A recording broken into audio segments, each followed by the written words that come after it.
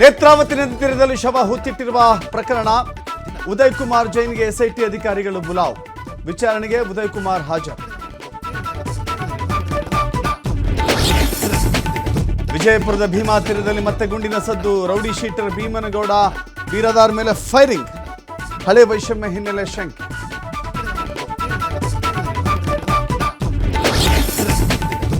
ಕೃಷ್ಣಾ ಮೇಲ್ದಂಡೆ 3 ಹಂತದ ಯೋಜನೆಗೆ ಒಲವು.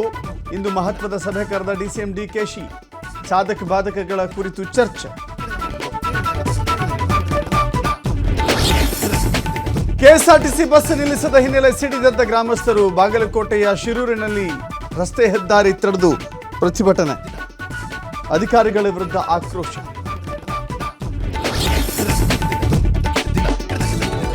ಆಸ್ಪತ್ರೆಗೆ ಬಂದ ನಾಗರಹಾವು, ರೋಗಿಗಳು ಕಂಗಾಲು. ಬೆಳಗಾವಿ ಜಿಲ್ಲೆ ಮುಗುಳಕೋಡ ಪಟ್ಟಣದಲ್ಲಿ ಘಟನೆ.